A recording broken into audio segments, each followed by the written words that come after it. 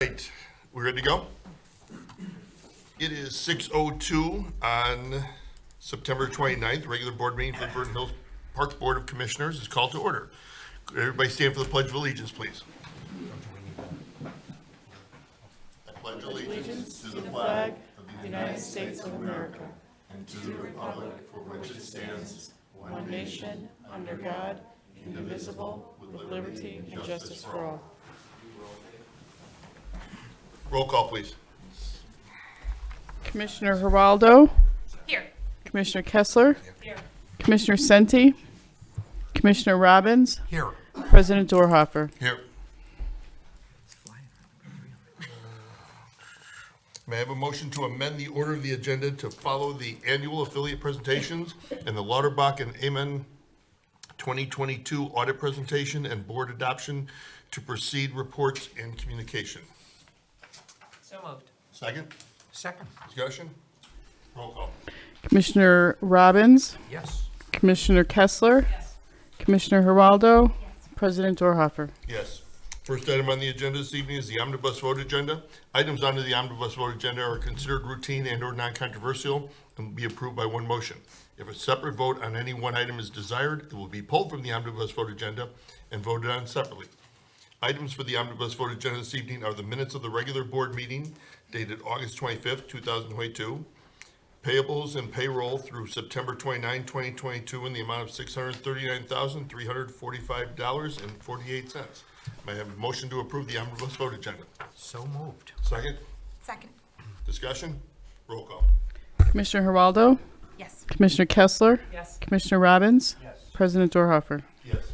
At this time, the board would like to welcome visitors and guests, public comment period.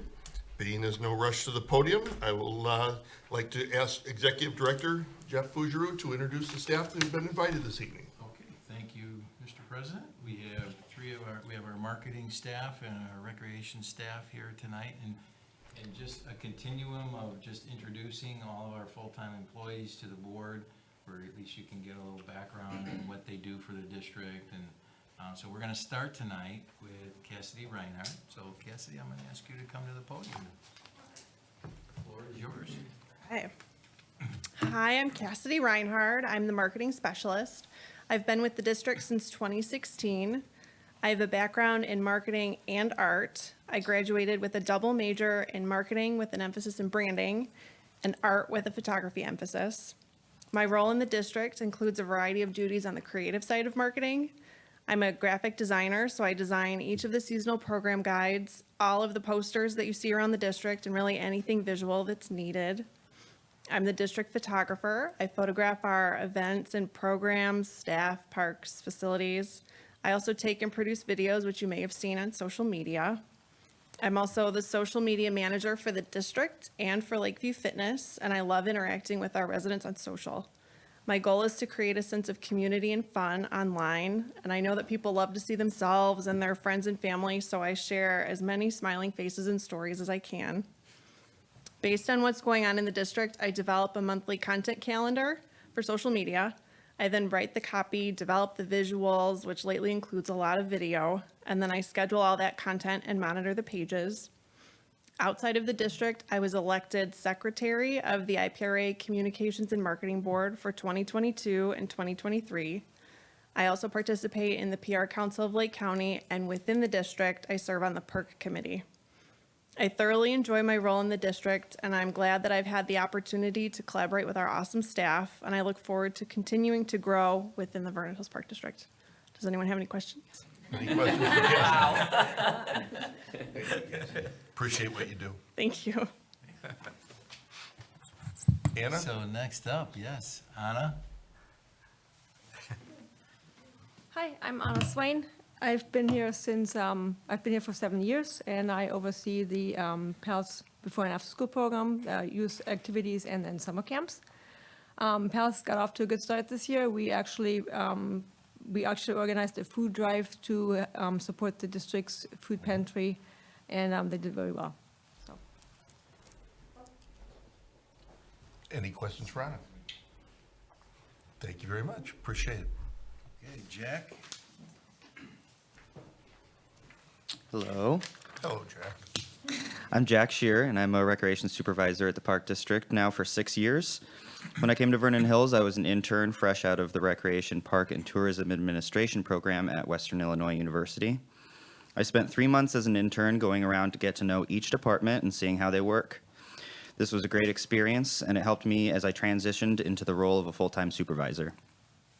When I started as a supervisor, I oversaw all special events and the community garden program for the district, and I have since added adult interest programming and community relations and sponsorships to my duties.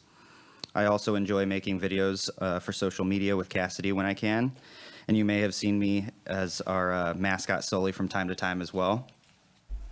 While most of the events we do are similar from year to year, I do try to introduce some new elements to existing events or try to do something new altogether.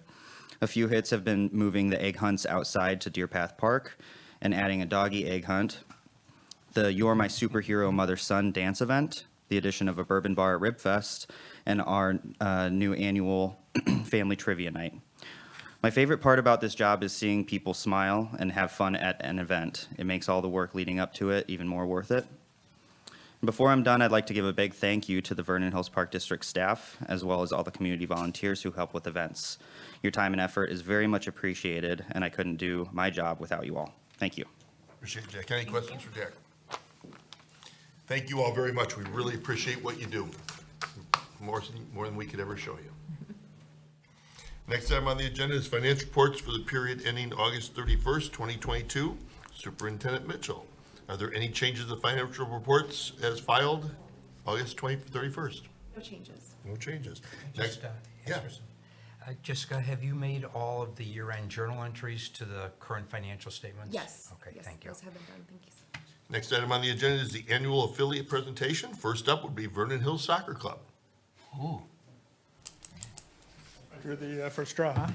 Good evening, everyone.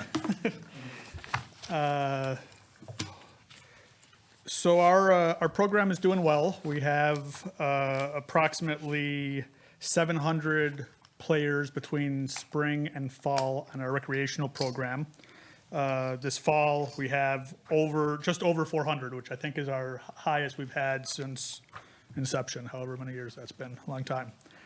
On the travel side of the program, we have 3 teams, approximately 40 players that range from 7 to 11 in age.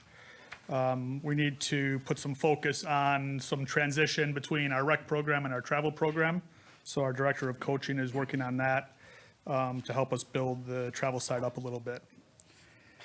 From a financial perspective, we were able to maintain our membership fees again this year to our families. Our cash flow is on budget. We're doing fine with cash flow. As far as state of soccer, which I always talk about every year, it's similar to prior years, right? Referee shortage across all sports. I think everyone's finding that. We're down to the point now where the younger kids just don't even have a referee on the travel side. They're trying hard. They call us on Thursday and say, hey, they start from the oldest and work their way down, which is the right way to do it. So we're trying to put some ARs, assistant referees in to ref those games, or the coaches are being friendly and roughing it at the younger ages. We find it consistently hard to find volunteers in the community, at least in our program. Not exactly sure why. I think everyone's busy with their own items, so that's always a little bit of a challenge for us. And then U.S. Safe Sport, I mentioned that last year, right? So soccer falls under that initiative. So things like 2 to 4 hour testing and programs that you have to go through to be certified, right? I think that directly leads to the volunteers not wanting, because volunteers are supposed to do that as well, and it's very hard to do it even if we pay for the fees. So those are our continuing challenges, but we're working through them. We had our 8th annual Chicago Cup tournament over Labor Day. Huge success. Thanks, obviously, to the Park District, everyone that's helped us. In particular, John Christensen really spends a great amount of time helping get that event set, and Jay and everyone under James, et cetera. So played approximately 500 games over 23 fields, crowned 50 champions in different ages and flights. And it's just great to have that many people out. The weather was perfect, so it's a great event for the community. I think everyone went out and hopefully visited the restaurants. There were a lot of hotel, out-of-state people in, so it's a great event that we continue to be part of year over year. We continue to have a great relationship with the high school. Everything from a little bit of sharing of the turf early on when there was some shortage based on hotel registry and the lack of that field. We try to participate in their senior days when we can. So we have a good relationship with the high school. A couple more things here. The turf is being utilized really to its maximum. We have almost no open time, as Kerry is shaking his head because we've talked about this. But it's pretty much in use full time from 4 until 10:30 at least when it's not 20 degrees outside. But that's good. It's getting its use. It's doing exactly what we wanted to do, which is almost no cancellations, right? If it's lightning, that's the only time. We continue to have a good focus, and we're growing with our partnership with SMP and FC United. So those are the organization where we have our player pathway that we explained a few years ago, where once the younger kids get to a certain age, they'll flow into that pathway. And that way we're able to keep them local in the community using the facilities. So that's working well for us. And the last item, our financial statements and audits, as it is every year, we're a fiscal year May 31st. So we never have it ready for this meeting, but I'll turn them in by the end of the year like we always do. We've started the compilation. The accountants got the information, so they're working on wrapping that up this year. Any questions for Andrew? Commissioner Robbins. First of all, I want to thank all the affiliates for giving us full detail of financial statements and tax returns. Now, I do see the data that we have is as of May 31st of 21. Yeah. So June 1st to May 30th, June 1st of 20. Obviously, the substantial decrease in revenues from $400,000 the year before to $107,000, and I'm sure that all has to do with COVID. Can you give me an approximation of what your revenues will be on the current financial statement as of May 31st of 2022? They would be more in line with the latter number. 400? No, the one, what was it, 170? The 107. 107. It's probably going to be closer to maybe 140 because we did grow the rec program after COVID back up to regular numbers. Okay. The large difference, I believe, and I can go back and check and confirm for you, is 2 years ago, that was when we made the shift from the older teams going via the player pathway to FC United and SMP. So that's not on our books. We work together to keep keep the players in the community, but that's no longer our revenue. Okay, so that was combined in your revenue for the year before and almost the 400,000 of gross revenue. Previous years, we had from U8 to U19, to the extent that we could build the teams, right? One of the problems was we didn't have enough players to fill a team, so that's why we reached out and have this relationship with SMP, because they have a lot more reach and players, able to keep the better players here instead of having them go to Elite or Any other soccer program? 1974, Libertyville, that type of thing. Okay, and then obviously then you took out all the expenses Correct. that were attributable to that program. Correct. Which is 90% is coach related, coach fees. Sure, thank you. Commissioner Geraldo? I just had a question on your comment around volunteers. Is it parent volunteers to coach that you're lacking? Yes, mostly to coach. From time to time, we'll ask for some other volunteers to maybe help out with picture day or not really much anymore on the tournament, but mostly coaching. Gotcha. Yeah, I was just, the reason I ask is because well, I'm involved, yeah, but also because Libertyville, the football team, I want to say forces their parents to volunteer, right? Otherwise, they have to pay an incremental fee. And so you either buy out or you volunteer, right? And so that might be an option, or incentivizing some of the parents a lower rate or Yeah, what have you that's a good to idea. try to get volunteers. Yeah, thank you. So you made a couple of statements about keeping kids in the community. And I'm hearing about Vernon Hills kids practicing in Northfield? Certain, depending on what team they're on, they may have a practice outside of the community. Right. But by and large, the teams that have, I'll say the majority or more of the kids, they try to practice where the majority of the kids are. Okay. Right, so again, with soccer, I think a little bit more than maybe any of the other programs, there are different levels, right? So we want to put the kids on the right team so that they succeed, right? In the past, and what we've always had the issue with is when you get to 12, 13 and above, you have like your top 2, 3, 4 players, and you have your bottom few players, then you have everyone in between. So the top players are always like, oh, I'm not going to get anything here that, it's not good enough for me, so I'm going to go to Libertyville or Eclipse or wherever. Whereas now with this player pathway, everyone's got a team that's right for them.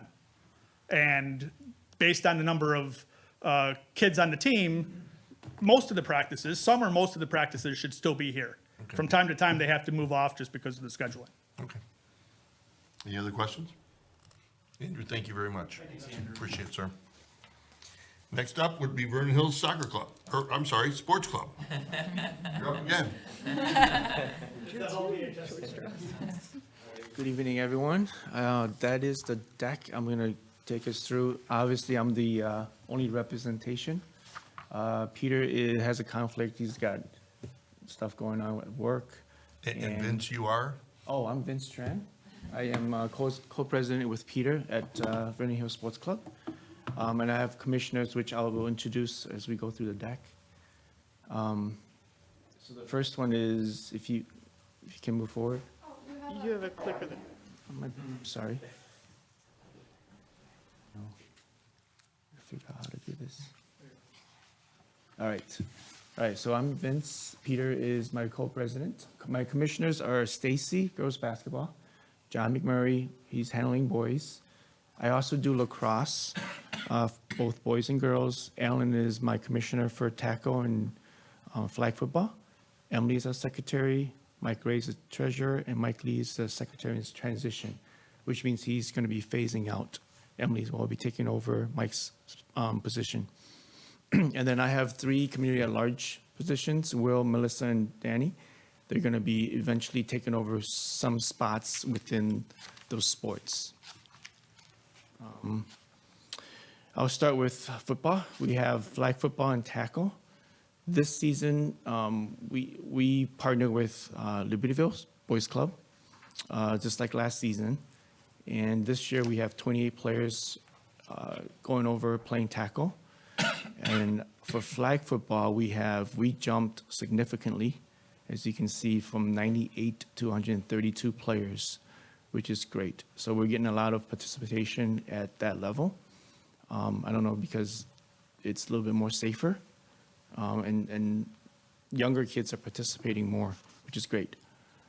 And just a little bit about the fees. We charge $225 a player, 7 weeks of games, and 2 times a week practices.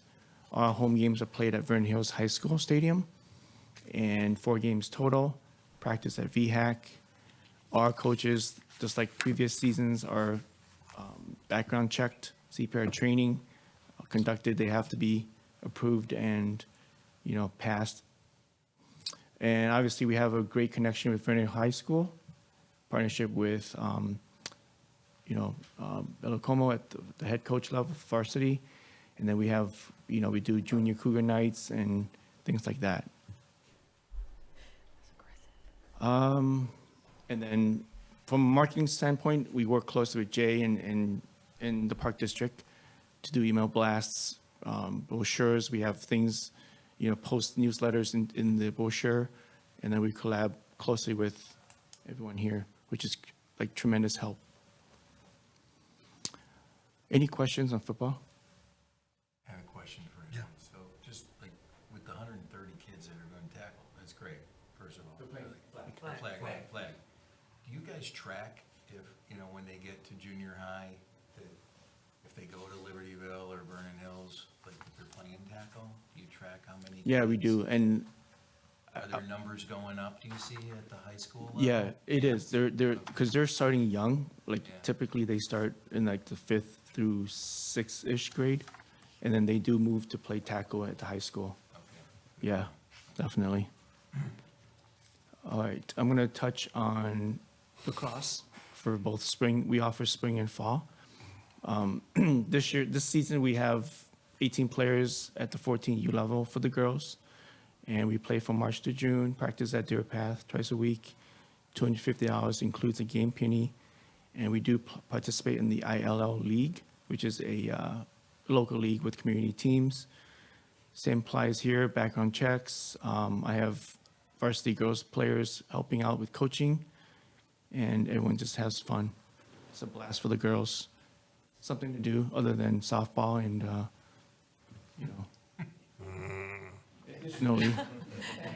additional offering. Groaning from the dais, so. It's 18 players only, so I can, they're just doing softball and soccer. It's 2 teams. So for the boys' side, we partnered with Munderline this year. We do have 10 players, which is still, it's very low in my mind. We need to expand that more. And I'm going to be working on that plan, and I can touch on that in a bit. 8 players for the younger grade, 3rd to 6th, 2 players from 7th to 8th. Season same time frame, March to June. And then we practice in Munderline twice a week, playing 2 leagues. I'd like to quickly just from a marketing standpoint, I'm going to be starting to do more Trilax events at the high school. I think, David, you might have seen that in the winter. We got a great turnout. I think that helps the players and the kids to understand what lacrosse is, because a lot of the kids don't know what it is. So we get sticks, we have equipment, we got everything. They come out, they try it out, and they end up hopefully joining the spring season. So that's my plan for this year, to grow that number. Questions? Does the high school have a team? Yes, I actually they do. coach varsity at the high school, so we actually have a pretty decent number. So I'm trying to push it down to the youth level, and so they can, once they start youth, they'll be ready to go for high school. So that I think that helps too, because then I know that I can show them the plays and what we do at the high school, so they can well prepared. Thank you. Basketball. So this is the 21-22 season. We do have, our season runs in the winter, so it's October through March. We play in 2 leagues, Play Hard Hoops for the 4th through 8th, basically mainly for the B teams. And then we have, for the A teams, we're more like feeder, if you will. We play more like high school, not high school, but the community teams that are around the area. But there's no league. It's just self-scheduling. We invite the games. We schedule the games with those programs. High school, obviously, we're backed, which is great because we can actually use the high school for practices and games. And we also can leverage the West Gym, which is the new gym at the high school. And then the girls participate in the Suburban Girls Feeder League. And then we also have tournaments throughout the season. We had 1 team for 5th grade and low enrollment for 8th grade. So 8th grade is kind of low. We're working through figuring out how, I think I don't know. I actually don't know the reason, but we do need to grow the enrollment at the older age. I know Stacy and John are working through that, so but the younger age is great. It's great to participate, number-wise. And then we can use the facility here to do parent meetings, parties at year-end season parties, team photos, we do that here. and then we get to use conference rooms. And so I think that affiliation really helps us boost the program as well for basketball. Questions? We're good. So this year, just to give you guys a preview, we currently are in tryout registration for both boys and girls, and they're going to be starting in October. It's our first tryout date. I think we're already up to 110 players registered so far for tryouts across both boys and girls, and then we'll pick our teams by end of October. Our fees went up slightly. I think it's going to be like $25 difference. It's not major. It's going to be $575 for the boys, 4th through 5th, and $650 for 6th through 8th. And then for the girls, $520 and then $560 respectively. Our goal is to have 2 teams at each level, A and B, for boys, and then girls will have 1 team for 5th, 6th, 7th, and 8th. We'll have uniform distributions here, just like previous seasons, and then we do a player coach meeting, pre-season meeting before the season starts, and then practice starts in November, goes through March. And then we are looking for pay coaches. I think we're a couple coaches short, but we use pay coaches at the older levels. And just out of curiosity, what are the boys getting that the girls aren't? In terms of, Program. You've got the boys paying $50 more and $90 more than the girls, and I'm curious what they're getting for that $90. there's more games. More games? Really, Okay. because then we have to pay the referees. Okay. So that's the reason, okay. yeah, mainly. Perfect, thanks. Yeah. So then we're doing fundraisers. I think we're trying to grow that basketball. So we're continuing to do fundraisers with Portillo's, Chick-fil-A, local restaurants.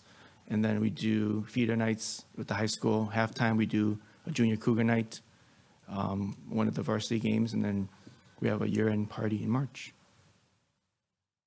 And then we welcome all feedback. Any questions? Actually, I'll have a question. Commissioner Kessler?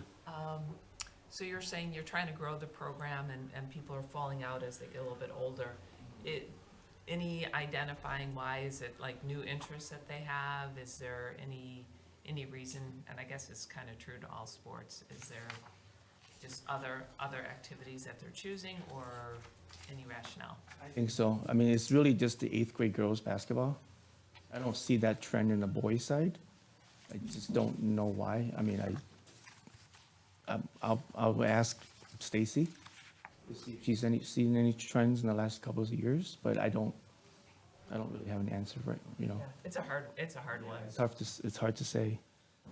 Thank you. Vince, thank you very much. Appreciate Welcome, your time. guys. Next, Vernon Hills Community Baseball and Softball.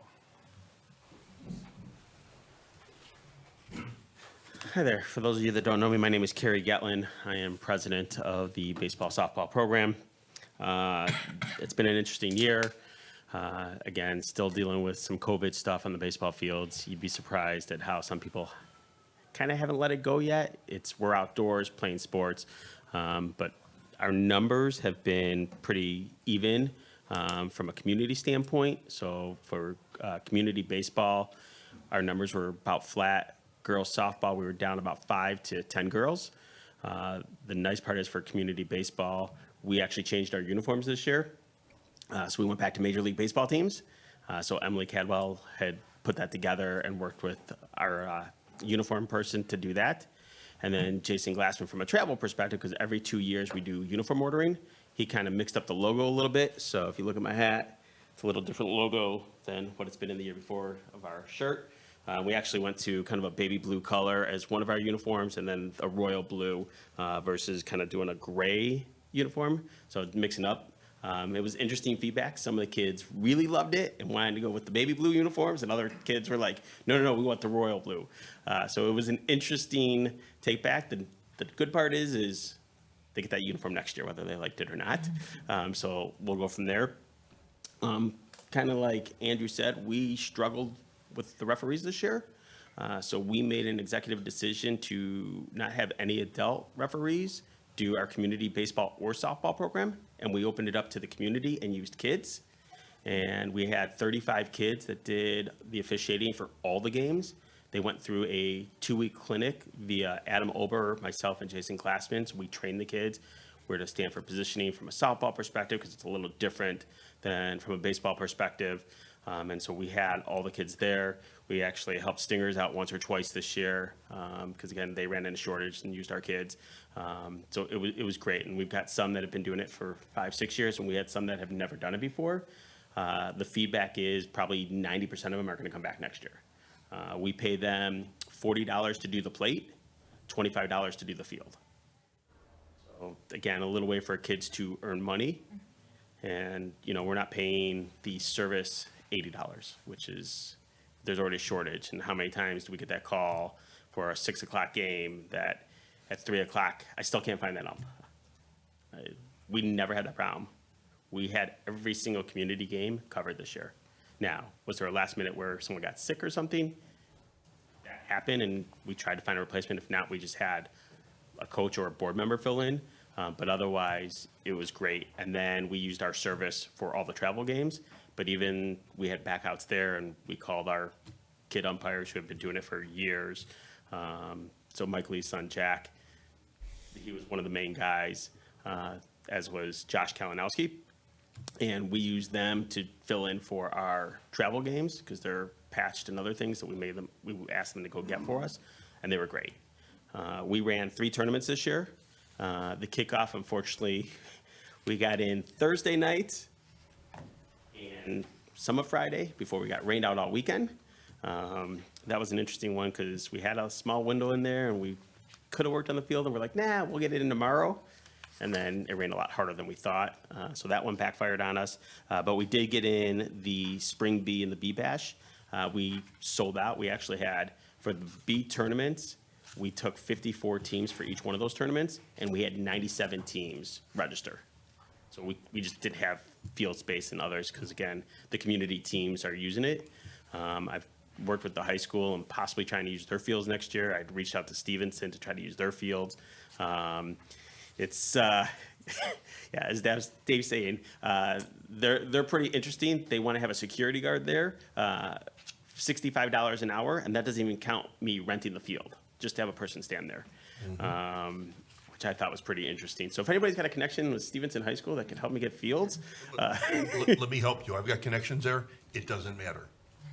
that's what I'm It finding out. doesn't matter. They will not, it's run by their business group, not their sports group. So they won't budge. A scholarship in my mom's name there, and I got nothing. So I thought that would give me at least Nope, a discount. nothing. It got me nothing, absolutely. But yeah, it's been an interesting year. We did, because we had a few less teams at the community level, at the higher levels, kind of like what these guys are experiencing, we did have to join a league. So we are now in what's called CSYBA. So that is, for us, we played Highland Park, Deerfield, Lake Forest, Waukegan, and Libertyville. We're in our kind of division. But when we got to playoffs, they played everybody. So they got to play a team from Chicago or Wilmette. So it was kind of like travel, but not the full experience all year. Our older level, we only had 1 team. Last year we had 3, and it was just an odd year. But then at our minors level, last year we only had 2. This year we had 4. So it's kind of, I think, an ebb and flow of the number of kids in our program. Our travel program, we had 9 teams. This year we'll have 8, and that is because we don't know what's going to happen with 8U yet. So last year we didn't have an 8U team, and then we put a tournament team together. They played a couple scrimmage games, and then a tournament. We charged the parents an extra $100 for that experience.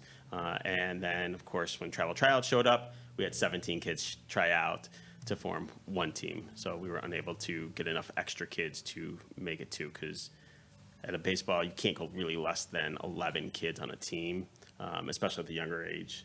So we unfortunately ended up with 1 team at our 9U level.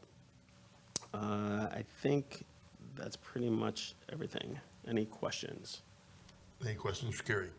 Yeah, Do have a Mr. couple, Evans. couple questions. I noticed on the 21 tax return, the 2021 tax return, accounting fees were low. Now, but I did notice that your revenues were over $300,000. Did you need an audit because of that, and therefore? So you're it's the first time that professional? we've actually been over 300,000, and so I had submitted to Illinois for an exception. Okay. And so I'm waiting for that person to get back to me on the paperwork of whether or not I actually need to do audited or not. I have spoken to him on the phone. Clint's been a great guy, Right. A wealth of knowledge. I think it's going to get approved where we'll get the exception on that this time. Okay, because it's the first time. Yeah. All right, good. I wasn't sure if there was an exception on that. I also, you gave us the financial statement of activity Yep. for the organization from January 1st through September 14th of 2022. Okay, so pretty up to date. I noticed for the 8.5 months that the revenues were 118,000. The year before was 304,000. I'm assuming, So be careful, the numbers can be deceiving, right? That 304,000 is, we start collecting for our tournaments, so we're opening up tournament registration October 1st. oh, I see. And so Gotcha. that's not in the numbers, 'cause Okay. we haven't done that. And we haven't collected our travel dues yet. We've got a deposit from everyone, a non-refundable deposit of $250. But our Okay. travel fees are $695. And, right, we try not to do that with uniforms and other things. So we collect that in November, kind of before the holiday, another second payment, and then another one in January. So it's not, so people can do their holiday spending a little bit. So we kind of try to split up the payments for the travel fees. And then the reason you see community so high is because our community baseball and softball program opened up January 1st and is open up through March. Now, I will tell you, so kind of like Vince, a prelude into what's happening in next year is we've actually are expanding out our board. So we had 3 people on our board leave. Their term were up and they were ready to be done. And so what we ended up doing was 2 of them were replaced. And then we created a couple positions. One position we have not been able to fill yet is our community softball person. And so I've had conversations with Stingers and with Tom about whether or not this is going to come back to the Park District if I can't find anyone. I am 100% volunteer, as are these guys. I can't really give much more effort than I already give, as the board is kind of filling up things. So I'm going to take it on this upcoming year. Hopefully I'll do a good job. But if I can't find somebody to do it, then we're gonna have conversations with the Park District whether or not that comes back to them or if Stinger can take it on. The good news is when we added on these positions, what we did was we created a parent at large for kind of each of our positions. So for our baseball program, who's a voting member, we did a parent at large, someone who got a 6, 7, or 8-year-old, kind of filling that position. We did that for our travel program. So we've got somebody who son is on the 11U team now as the parent at large for travel. We actually did even one for our tournament director position and then our community softball. And then we actually created a social media marketing person. So we added on those positions for next year. So they'll be attending their first board meeting in October. We just had the elections. So we're making some changes, trying to grow out the board and see what sticks and doesn't. You know, we'll figure it out. So if anybody knows anybody that wants to run softball, I'd be more than happy to train them and let them take it over. Rick? We're not saying no. You may hear from us at Yes. the board meeting next week, and I know it'll come up. Good. Any other questions for me? Gary? I have a question. Oh, Commissioner Kessler. Is there anything we could do to help you find one? I mean, you're probably tapped in with all the youth that you're already dealing with, but if there's something as a park district on our social media or something like that, would that be something? Heard. I mean, I've had conversations with a lot of people. You know, one of the things that we're looking at doing is putting together kind of, so I'm meeting with Emily and Larry on community baseball side, and then I'm going to meet with the other kind of positions, and we're going to put a list together of like, hey, what do you need to do in a full season, right? So when I leave and so-and-so leaves, you'll have the full list. We kind of had that back in the day, and it's kind of fallen off. So we're going to look at that really to determine how many hours someone needs. You know, Steve Yates did an amazing job, but I think he also went over and above sometimes, where he was at the field chalking every game. And I kept saying to him, Steve, you don't need to do that. Let the coaches do it, right? We've got a lockbox at each field with a code. They can pull out the key to unlock it. Like, we don't need you there every time. And unfortunately, people see Steve there so much, they think the hours are a lot more than it is.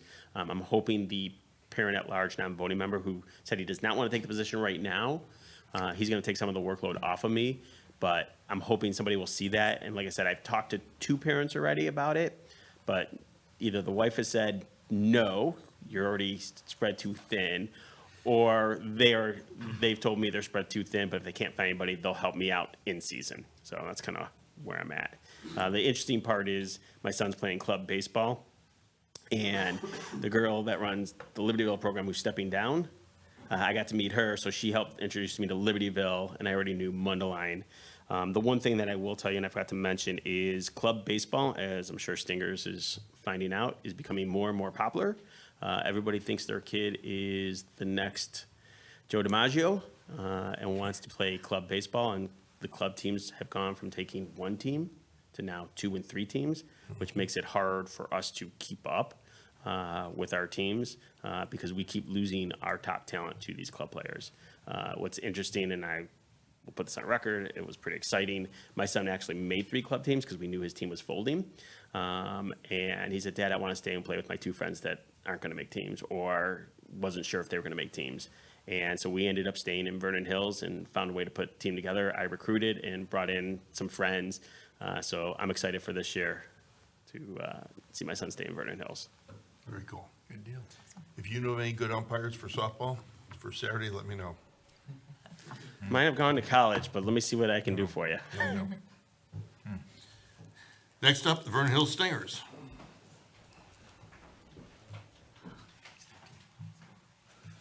Hey, good evening. I'm Rick Weingart from the Stingers.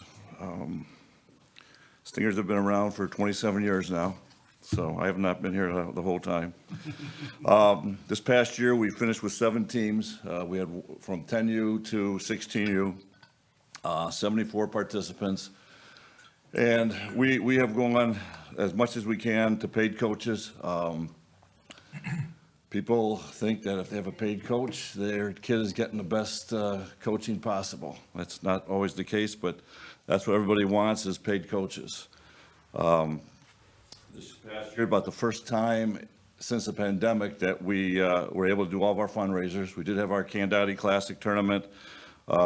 We increased by 50% as far as participation. We were down to 20 some odd teams 2 years ago. This past year, we had 42 teams, not enough, but we hope to continue to grow that. But we were able also to do all of our other fundraisers, which helped us. Unfortunately, as we go into the 2023 season, we have seen a drop. Just what Kerry was talking about. We're losing players to other programs. They're promised college coach visibility and so forth, which isn't really true all the time. So we have lost players that way. And as I mentioned, everybody wants paid coaches, and it's hard to find so many paid coaches. So we are going to drop down to 3 teams next year. It'll be a 12U, 14U, and 16U. The one that hurts us the most is 10U. That's the growth of our program. We're still looking to see if we can do anything at 10U with the travel team, but right now we just don't have the players to have a team. So that's the one that hurts the most. We will have paid coaches for the 3 teams we have next year, and 2 of the paid coaches are former players, former high school players. Played with the Stingers, played with Vernon Hills High School. One of them played college ball, and they have come back and they're going to coach with us. So we're definitely looking forward to that.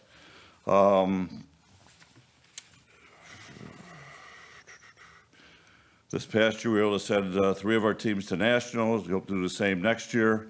We will be competitive. With the 3 teams we have, we will be competitive. But we wish we could at least have that 10U team. So we do have a scholarship plan in place for families who do not have the financial capabilities. We always look to improve our infrastructure. We're looking to add a pitching coach to our pitching clinic with the Vernon Hills Park District this winter in January and February. We're closing on that right now, so hopefully we can get that person on board. And again, we always reach out to our former players to help us out as much as they can, get them involved back into our program. And that has worked. I think we had about 5 or 6 involved this past year, so that was good. For next year, we have a balanced budget for next year, but we are going to add a tournament for 10U and 12U players in the spring. Just get a little extra income that way. We'll have our Candidati tournament and all of our other fundraisers. You know, we hope to be able to do something next year about coaching for the 2024 season, to see if we get more coaches, possibly grow some teams back. So that's where we are. That's where we are right now. Any questions? Any questions for Rick? I have a question. How do you fund your scholarship? We use it with funds that we have. You know, we Like within your fees, you bake it in? with our or- fees, our fundraiser, we do a lot of fundraisers. You know, in our tournament, we've had as many as 80 teams here for our tournament. This past year, again, as I said, 42. But we're able to, we only do like 1 or 2 scholarships. We don't do too many, and they're usually partial. They're not huge. This past year, we are going to raise our fees. Unfortunately, 20 to 25% increase in our fees, and we're still low compared to some other programs. But there's a lot of competition in softball right now. You know, the program that just in the former tile building over in Mundelein on 60. We get a lot of competition from them. So. Not really. I think they are. Commissioner Kessler. So you mentioned that the U10 is not going to be able to make it. Right now, we're just not able. We had like 5 or 6 girls interested. Is it the lack of players interested or lack of coaching and resources? So it was a lack of players. I mean, Okay. you know, Okay. we just did not, you know, we got 5 or 6 girls. We had 40 girls sign up for tryouts at all age levels this year. We only had 5 or 6 at 10U. Is that common against other communities? I know other communities are having issues as well. You know, some are, some aren't, but you know, we were gonna, in discussion with Libertyville, possibly do something with them, but then they were able to find a coach and they were, you know, get their 10 or 11 players, so. We're also finding that, you know, our lack of U 8, 9 girls on the travel side. Also, I think they're maybe just staying in the community program a little bit longer or they're not, you know, 2 and 3 sport families anymore, like some of us were growing up. But we have the same trend on the girls side. Okay. On the soccer side, though, are you able to have co-ed teams? You know, we often see girls, at least at that younger age, Yeah, the girls the playing with the boys. recreational, We do pre-K and K. Oh, at the rec, we have okay. co-ed. Okay. But in travel, like the Stingers, we just don't have U8 and 9 girls. right now. Any other questions for Rick? Thank you. Thank you. I'm sorry? On behalf of the board, I want to say thank you to each and every one of you for what you do for the community. The hours spent in doing what you guys do, unless you're doing it, no one knows. But it is greatly appreciated. So thank you all very, very much. Thank you. Next item on the agenda is Lauterbach and Ammon 2022 audit presentation and board adoption. Matt, could you please come to the podium?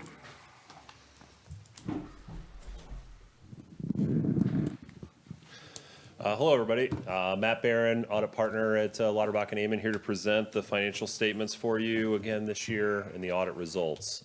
We have 2 documents that we'll be going over again tonight. The audit report and the management letter. Does everybody have hard copies in front of them to be able to go through? As I've done in the past, I'd be happy to do this at a high level, and please feel free to ask questions along the way. Maybe answer them. We don't have to wait till the end. I'll be happy to answer them as we go. So we're going to start with the audit report. In order to get us here to tonight, we had a process that led up to here. So first, we started with an entrance conference where we discussed with the team, Jessica and everybody, what happened at the Park District during the year. What were the significant events, changes within the operation, and that happened during the year to help get us planned and ready for the audit. Provided the request materials at that point, and laid out the schedule. From there, we came back to the preliminary field work where we review your internal controls, where we look at your major cycles, your cash receipts, cash disbursements, payroll, those significant cycles to make sure you have an adequate internal control framework in place here to help prevent fraud. Next, we come back, we do your audit field work where we review the source documents and other supporting information to make sure the numbers within this report or within your general ledger and trial balance are materially correct. Till we then go forward to our report writing team where we write the report and work back and forth with Jessica to come up to tonight that this audit report is in compliance with all government accounting standards and everything ties back to your books to get us here to today. So as you can see, we're here tonight on time as we have been in the past. Another very successful year as far as the audit goes. So I'll start with the audit report to walk through the significant parts of this report. So starting at page, I believe it is page 6, is the page I'd like to take us to first, is the Certificate of Achievement. We had submitted last year's audit report to the GFOA for their Certificate of Achievement Award. It's the highest award within government financial reporting. We received that award last year, and we see no reason we won't be receiving that award again for this year's audit report as we submit it to the GFOA. One other just note on here, just to say it out loud, as you can see, now it is called the Annual Comprehensive Financial Report. It used to be called the Comprehensive Annual Financial Report. Due to the world being smaller than it's ever been, we can no longer say the old acronym because that is a derogatory term in South Africa. So GASB, everybody figured this out because the world, like I said, is smaller than it has been. So they switched the two letters around, and now we say ACFR instead of what we used to say. So that is the change and the reason behind it. So flipping forward from there, 3 pages to page 9, this is the opinion page. It's got the Lauterbach name and letterhead at the top. This is the main thing that you are getting from us as your auditors is this page. We gave the Park District an unmodified opinion again this year, which is the highest opinion that we provide. Basically, those steps of the process are what we are saying with this unmodified opinion. One, the Park District is in compliance with all government accounting standards within this audit report. The Park District has an adequate internal control framework in place, and the numbers within this audit report are materially correct. Or, in other words, they are what they say they are. Flipping forward from there to page 13 is the management discussion and analysis. If you remember, this section is that high-level narrative summary of everything that's within this audit report to give an overview of what happened during the year at the Park District. So since I'm going to be covering that within the financials, let's flip on past this whole section and go forward to pages 27 and 28.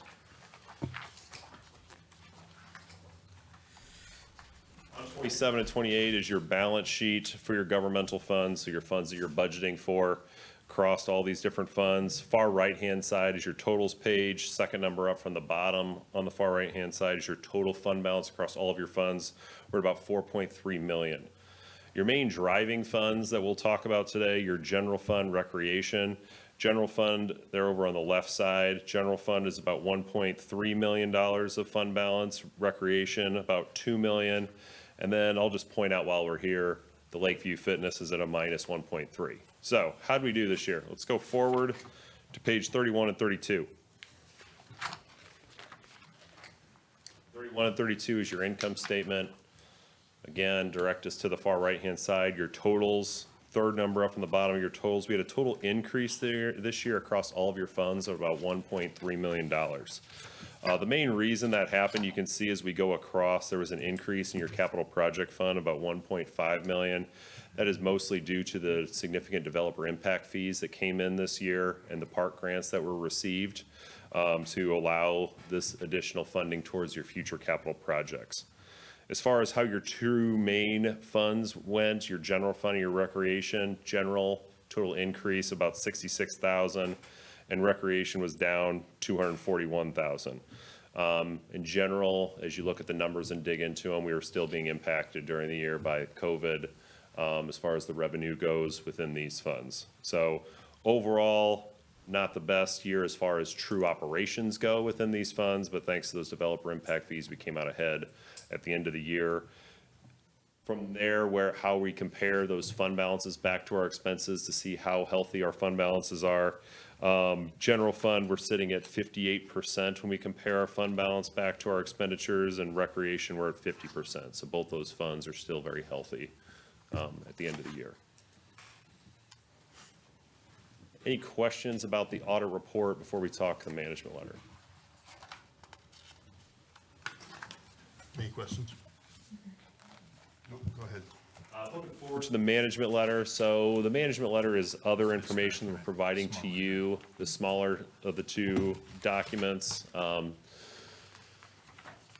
information we're providing to you as the board, as far as updates. Typically, these break up into, I'd say, best practices that we see out in the industry, informational or true internal control issues. Again, this year we had no true internal control issues that were noted within this audit, so another successful item as far as how this audit report goes. As far as the 4 prior recommendations, they're all the same as the prior year, and I'll kind of flip through these really quick, 2 of which are basically the same. First one, funds not in compliance with your fund balance policy and funds that are negative. These are more providing updates to you. Nothing that you're not already aware of as far as Lakeview, Fitness, and Family Aquatic both being negative still at the end of the year. As far as your other 2 management letter comments go, we have funds over budget. That's the number 2 management letter comment. We had 5 funds that were slightly over budget compared to from last year to this year. This is more of something that we need to tell you as the board, because some boards are not aware of how they are doing compared to their expenditures versus, actuals versus the budget. As Jessica has probably updated you, there's reasons for these that you're aware of to be able to know that this is due to the typical operations that happened this year. And the last one being number 4 is a new accounting standard related to leases, GASB 87. We'll be helping the Park District implement that into next year, next year's audit. Big picture, they're getting rid of the term operating lease. They'll all be treated the same. Capital leases and operating leases will all be treated the same as far as the accounting goes. So we'll be reviewing any leases both on the lessee and the lessor side for the Park District and determine that what we need to do to make sure we're in compliance for next year's audit.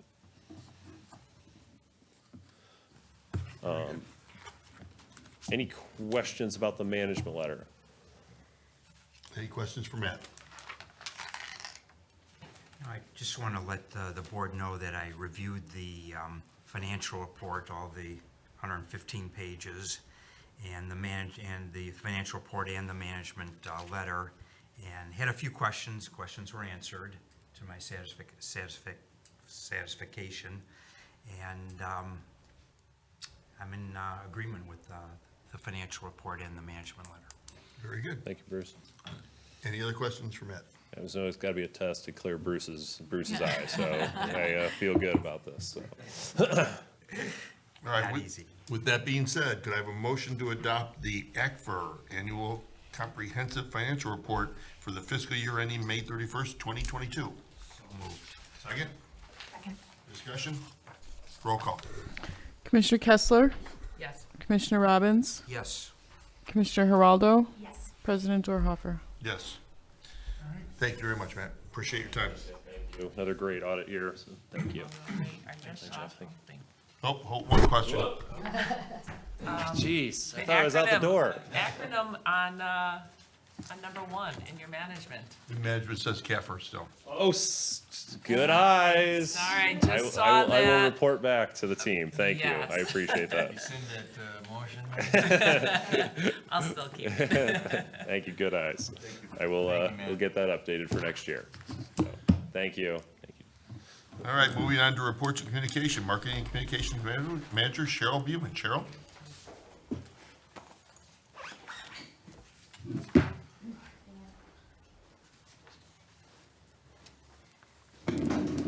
Tall one, right? He's a tall one. I'm a short one.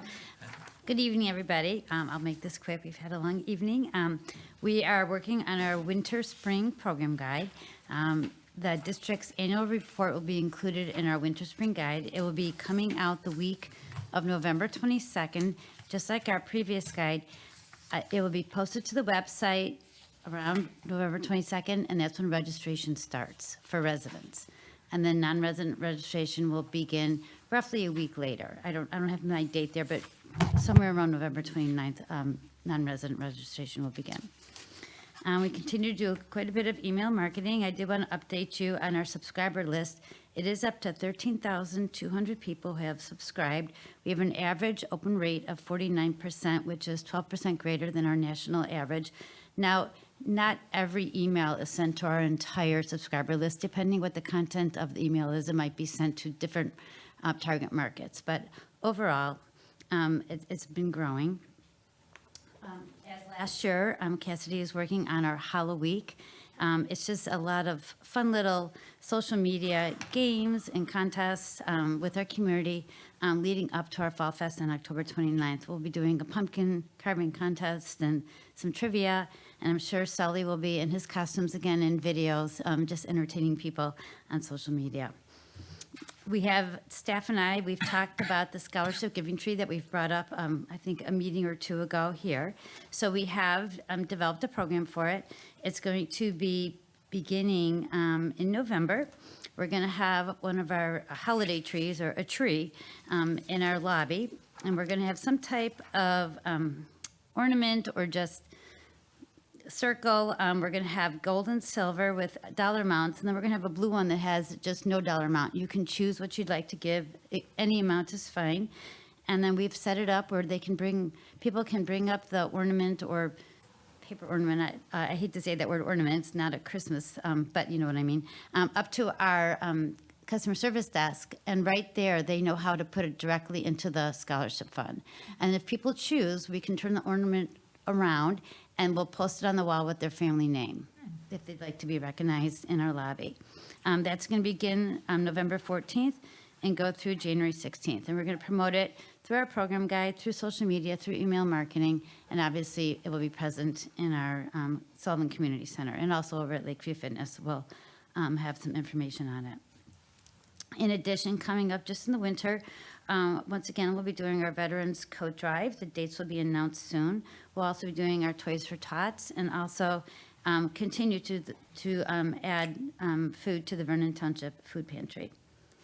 And then I've just listed here, I know everybody else needs to speak this evening, just about our top social medias, which I've been doing, our top social media posts, which I've been doing the last couple months. You can see what's been out there, a lot of video, as Cassidy said earlier tonight. People really do enjoy that. And then personally, I'd like to thank you for allowing us to go to NRPA. It was a great experience. If there's any questions, be happy to answer. I had a question. Commissioner Geraldo.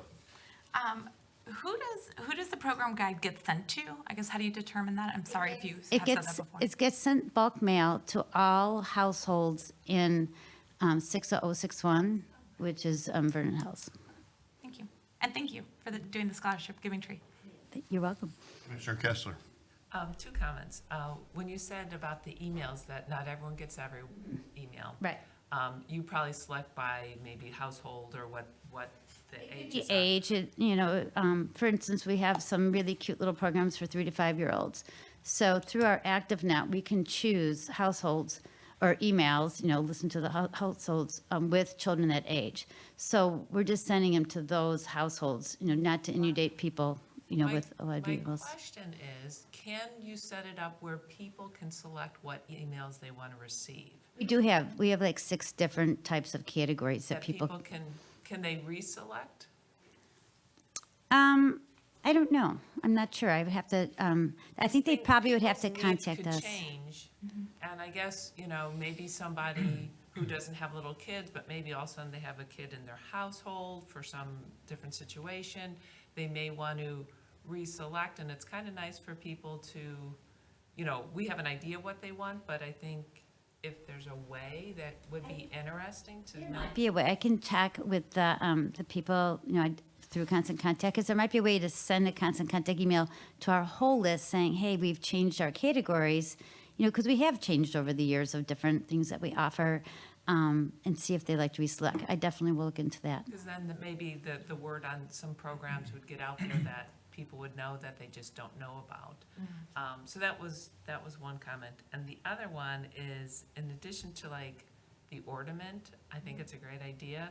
Can there be something like a candle, some other way of donating other than traditional, more Christmassy, even though it's not. Not to make it Christmas. I said the word But ornament, we have but I don't. ornament, which kind of, I don't know.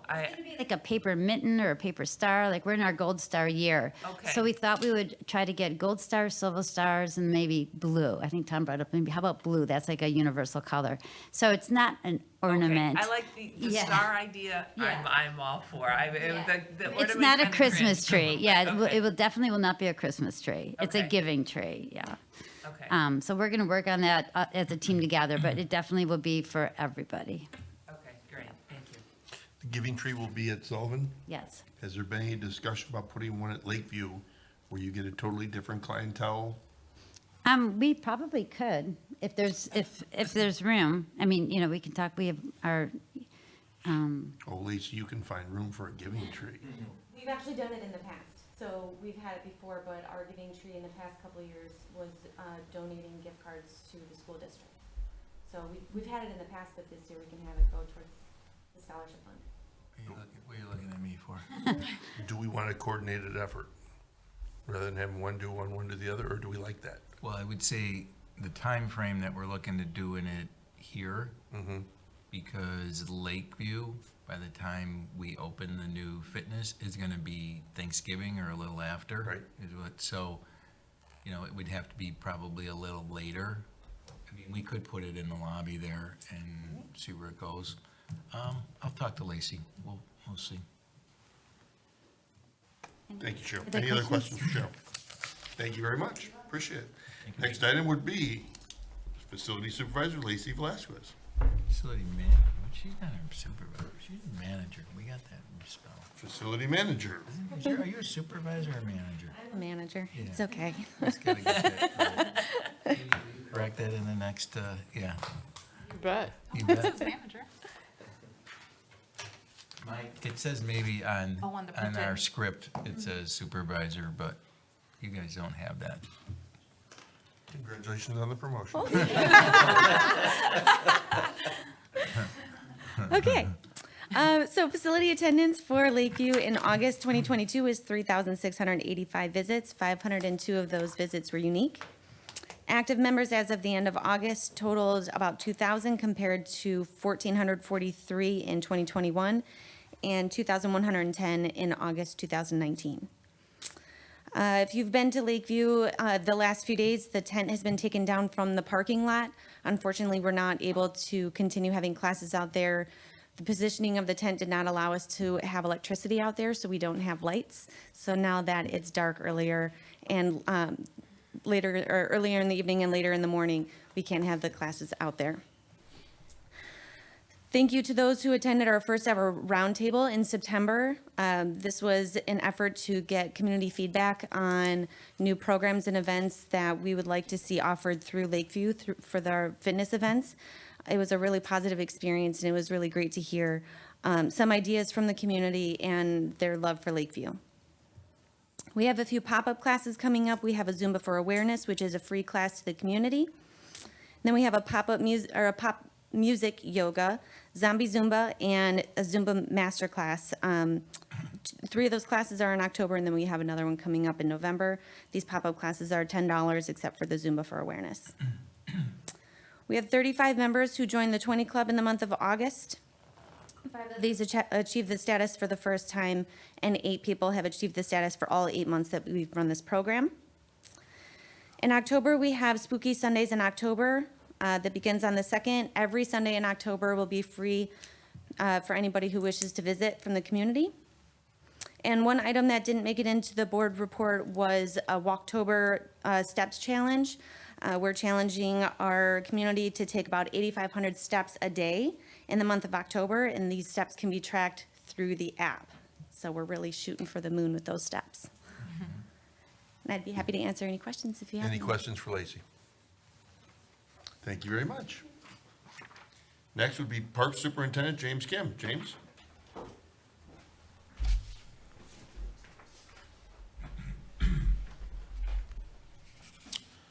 Hello, everyone. I just want to start with turf care. It's fall, so our park staff are out working on our turf, top dressing, seeding, aerating, fertilizing, and applying herbicide for the next 4 to 6 weeks. If there's any questions, please contact the Parks Department.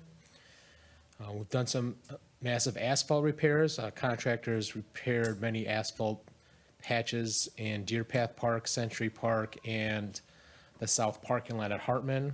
Although we may get an Oslite grant at Hartman, we still needed to be done. It was really crumbling.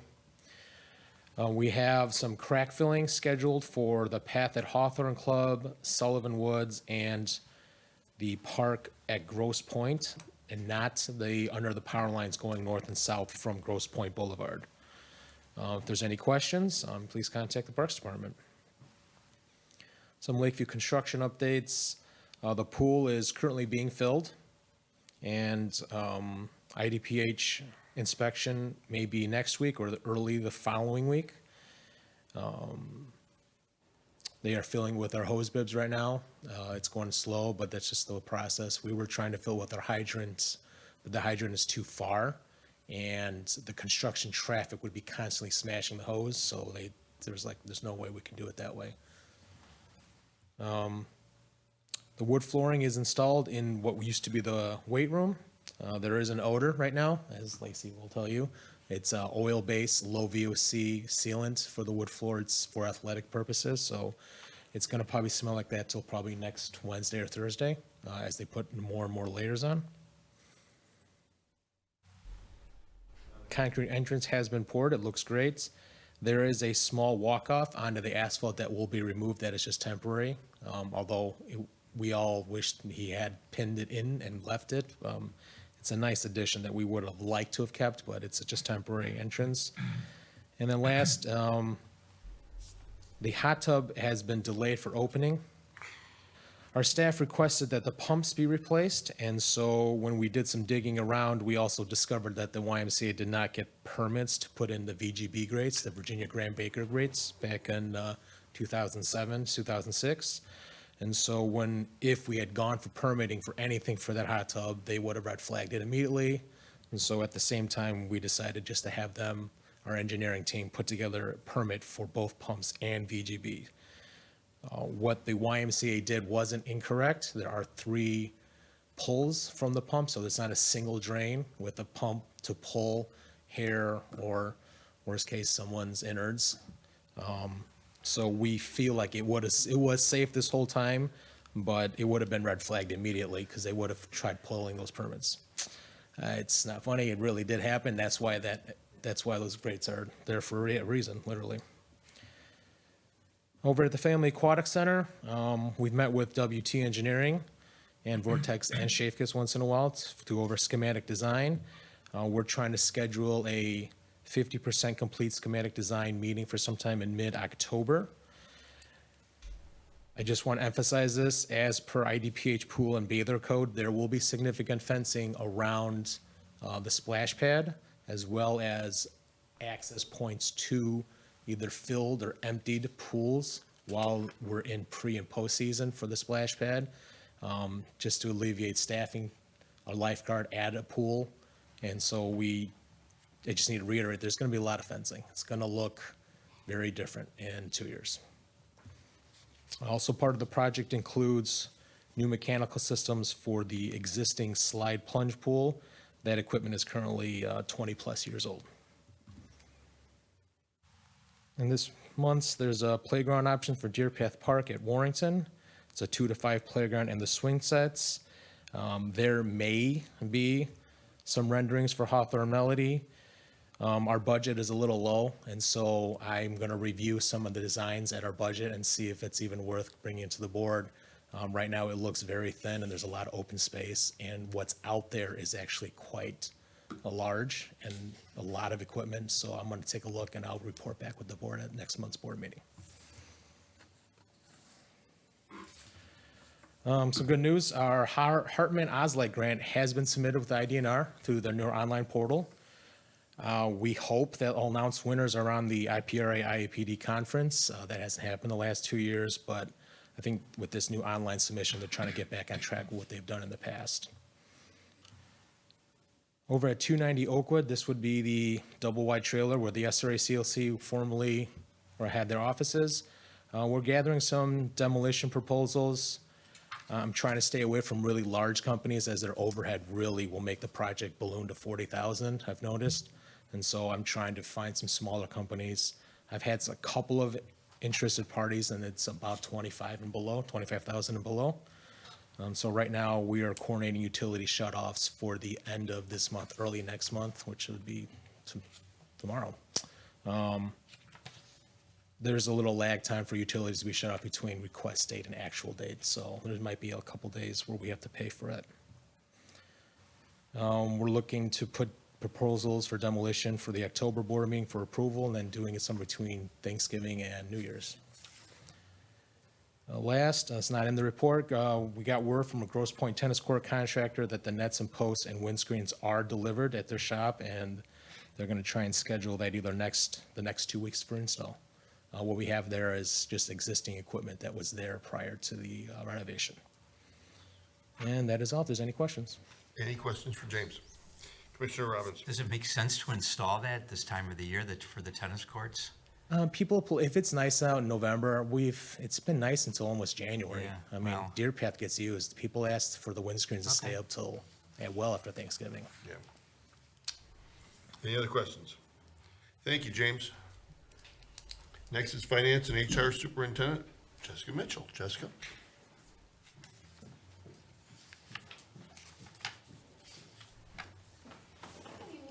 I'd like to first start with a thank you to Commissioner Robbins for fulfilling your role as the board liaison to the audit committee and for taking that time to review all of those pages in the draft of the audit, and you were very prompt in your communication, so thank you for my first time experience. I appreciate it. As for finance, in August, the district received a little over $83,000 in property tax revenue. So at this point, the district has received $2,790,000, or 49% of the 2021 tax levy. As of August 31st, the district has $6 million in cash and investments. Of the $3,849,000 roughly is invested in 25 certificates of deposit with various maturing dates that will mature over the next 60 months. $1,200,000 is invested in a Fifth Third Bank overnight investment account, and $930,000 is available for current transactions. In August, our capital expenditures were about $452,000, and this included $254,000 spent on Lakeview construction, $154,000 spent on tennis court renovations, $40,000 was spent on the FAC spray feature deposit, and $4,500 included some miscellaneous items. Investments rates continue to rise, and the district recently invested in 2 12-month CDs with rates at 4 and 4.1%. The district is also at this time reviewing our options for Paderma health benefits for medical, dental, and vision plans for our options for 2023 benefits. Paderma did provide a new cost modeling tool for us to tool around and see what the different prices would look like, the different costs for the districts and the employees. So we're diving into that at this time. On the topic of human resources, just a couple things. Shauna Hedke, our HR specialist, attended the Diversity Education Institute hosted by Illinois Parks and Recreation Foundation.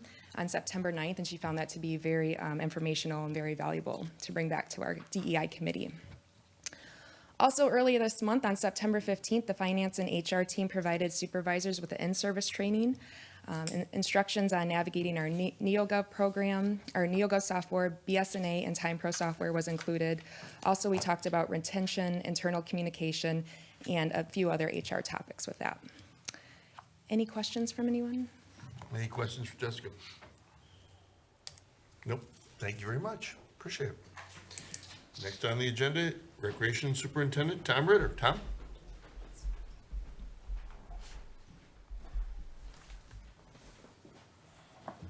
Good evening. Good evening. There we go. There, that's better. Couldn't get the right angle. Just a quick follow-up. Thank our residents for coming out to our events that we had earlier this month. We had our annual trivia night. We had 13 teams, very fun, very competitive night. And then the following day, we had about 150 people turn out to our Worldwide Day of Play event over at Century Park. Weather was perfect. Activities went really well. It was a very nice day. We sold out of the free freeze pops. We had hundreds of them and they were gone. So it was a good night, good day. October is a busy month for events as well. There's 3 events scheduled. One of them is our annual Trucks, Trunks, and Treats event that's held in the Family Aquatic Center parking lot. We usually end up somewhere between 600 and 800 people attend that event. And this is, again, just to clarify, it's a trick-or-treating type event. Kids dress up for Halloween, and there's about a dozen or 15 different vehicles that are in the parking lot that the kids get to trick-or-treat at, and oftentimes either climb into the police car or climb on top of a dump truck, different things like that. So very nice event, a good fall activity. And we also have hay rides available. Admission is $3 for the kids. Obviously, parents, there's no fee. I've touched on this event before, but next week is our Scarecrow Fest, which has evolved from more of a pop-up event to an actual program. I just noting that the date did change. It was originally scheduled for Wednesday the 5th. That's Yom Kippur. It was a big oversight on our part, so we changed it to Thursday the 6th, and our registration went up. So smart move on our part. So that will be on, again, Thursday, October 6th from 4 to 5:30. It's over at the Century Park Pavilion. So everyone that participates as a team or a family, it's a $15 fee. This past week, staff departments, different departments within the park district, decorated their own scarecrows. And those are going to be displayed out front here as more of a marketing piece. And then the ones that are made by our residents will be lining the entrance to our facility for the month of October. One of our bigger annual programs is our youth basketball leagues, I should say. The deadline to register is October 16th. You can still register after that date, but you incur a late fee. There's a lot of preparation that goes into a program like that, as we heard from all the affiliates, between coaches and officials and schedules and training, tryouts, skill days, et cetera, team formation. So the 16th is a very important date if people can register by then. The day for skill evaluation is Saturday, October 29th. That's held here at the Sullivan Center. Practices begin immediately after Thanksgiving, and games begin on January 14th. This is for all of our grades 3 through 8 children. We do have a program for first and second graders. We usually get just under 100 kids. They don't follow the same schedule. They just show up each Saturday. They do a little practice and a little bit of play all at the same time. It's much more simplistic, being the younger kids. They begin on January 7th. I'll skip the giving tree. Cheryl touched on that already. And just finally, I know I've mentioned before that Julie put a lot of effort into rebranding our dance program, now called Aspen Dance. And the program has just begun for the fall. And during COVID, there was only 24 kids in the program. It's one of the programs that took a stronger hit than others for whatever reason. But then last year she had 47 kids, so that was a nice recovery, significant. And now this year she's literally doubled that number to 94. And that's about where we were back in the day, around 100 kids. So really a significant return to growth there. She has 17 classes, and every single one of those classes is going. So kudos to Julie on helping rebuild that program. That's all I have, unless you have any questions. Any questions for Tom? I have a question. Commissioner Geraldo. Events like the Family Trivia Night, like, do we think there's value in hosting one in the fall, one in the spring, just to something that's easy to kind of stand up and generate more revenue? We could do that. I mean, maybe we just got in the routine of thinking we do something once every year, but that's the kind of program that twice a year wouldn't be so bad. I can talk to Jack about that, try a spring. Might be tough timing-wise with that program guide. Winter, spring combo, we'd have to put that together quick. But yeah, I'll talk to Jack. I'll talk to Jack. Any other questions? Thank you very much, Sam. Appreciate it. Next item, Executive Director Jeff Fougeroux. Jeff? Okay, thank you. Thanks to all of our affiliates that were here tonight, and thanks for your kind words, Dave, with them. I think we certainly, sometimes we don't appreciate everything they do. And when you hear from all of them tonight, how everybody's struggling to get volunteer support, it's a pretty common theme throughout any youth sport and just about anything within any service entity that has to get people to volunteer. It's getting harder and harder. So we're always willing to help them as much as we can. Cheryl does many times throughout the year. We're promoting all of their events and things that they got going on when there's registration. So it's nice to hear that some of the numbers are starting to elevate within all of their programs. You have the closed minutes and videotapes on the agenda tonight. That's a requirement statute every 6 months that we put before the board. So there's no need for us to do executive session on that with what you have before you. Lakeview Fitness, James talked about just some updates there with us getting a little, we were kind of scheduled to have an inspection tomorrow, and then some things kind of fell through the cracks the last 24, 48 hours in terms of just some of the electrical and some plumbing issues that we got word of that needed to be updated. So we're hopeful that by next week we'll get that inspection back out, and as you mentioned, we're filling at this point, and then we've got the decking going on.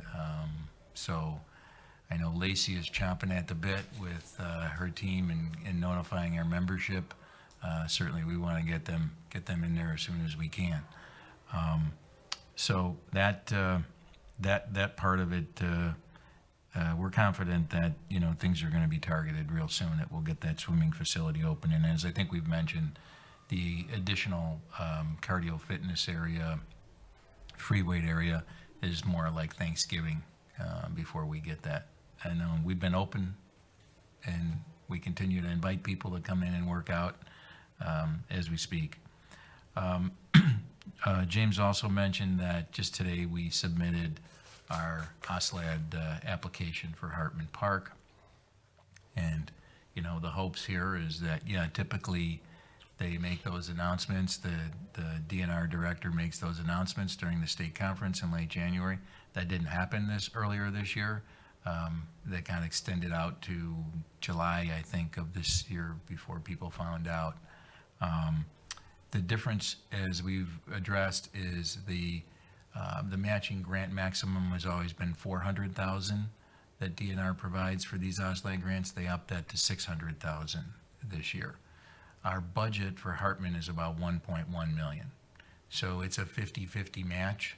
So the state, in essence, we want the 600, we'd ask, but more than likely they look at our budget, and, if we got 550, I'd be really happy with that, because we need to do Hartman needs a facelift, no doubt about it. And James addressed the parking lot, just some of the asphalt work we had to do there. It was just really bad, and getting to be somewhat unsafe. So we had to address that recently. The ComEd update. So here we're still waiting for ComEd for this recreational lease approval for the use of the park path and the walk path and some of the parking lot. Andrew Payne, our attorney, has brought to their attention back in late July, early August. You all know about the new legislation that was favorable for us. And so what we got in return was a gentleman who we've worked with, who runs all their real estate contract, was moved into a different department. So now they're trying to replace him. So it's one of these just kind of kicking the can down the road on their end in terms of till they get a replacement in, then they'll review our request again and get back to us. So in the interim, for what it's worth, the agreement expired back in May of 2020. With COVID and everything, nobody was doing anything.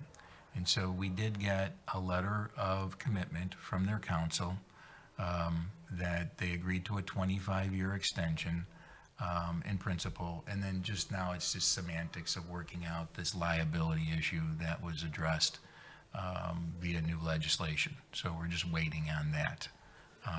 We're confident it's going to work. It's just James and I were talking. We get requests from people like, "Hey, are you going to fix this path over here?" You know, it's like, no, we can't, because I'm not going to put money into something when we don't know till we have a signed agreement on that. And so, if you ever hear people from the public, if you're approached, any of you, on things like that, you know, or the parking lot there, we got to wait till we get that agreement. We did recently get a request from a couple of Grosse Pointe neighbors that, hey, can we turn one of those tennis courts into 2 pickleball courts? And so the response there is the grant is specifically spelled out that the $200,000 grant was for 2 renovated tennis courts. So this couple are avid pickleball players. It's right out their front door. They see the tennis courts aren't being used every day like pickleball would be. Just go over to Deer Path any morning, okay? So I'm gonna address, we have a new grant administrator that just started. I'm gonna address it in the spring. I don't wanna, because I haven't even submitted for my reimbursement yet there on that grant. So until I get that 200 grand in our bank account, then I'll address it with her and see if it's something we can repurpose.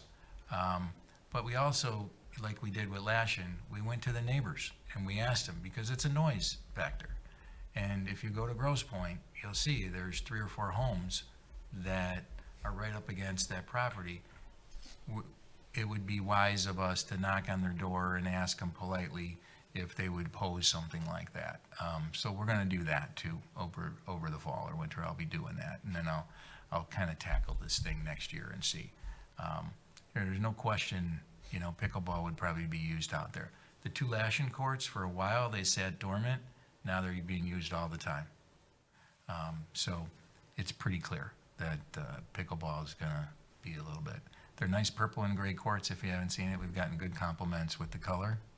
So that was a good decision that we did on that.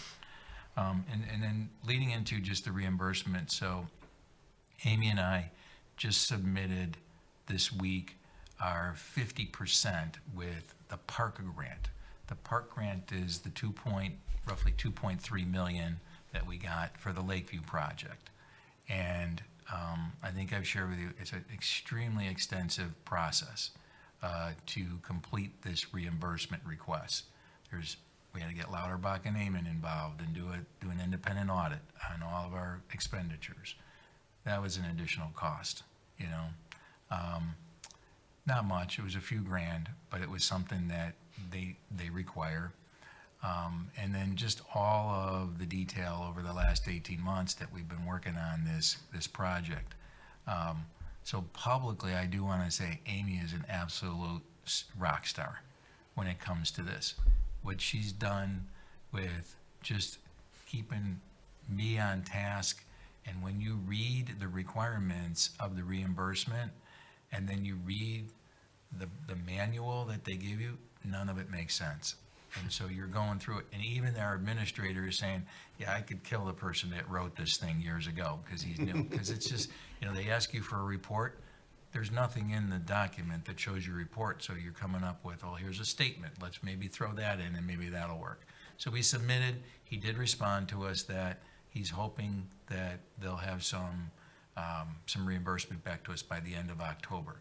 And that's a $1.2 million ask that we're going back. So it's not chump change here that we're looking for.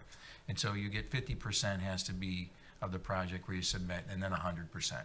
Well, by the end of November, we'll be 100% complete with this project, knock on wood, or shortly thereafter, and so we'll be submitting for the other half at that point.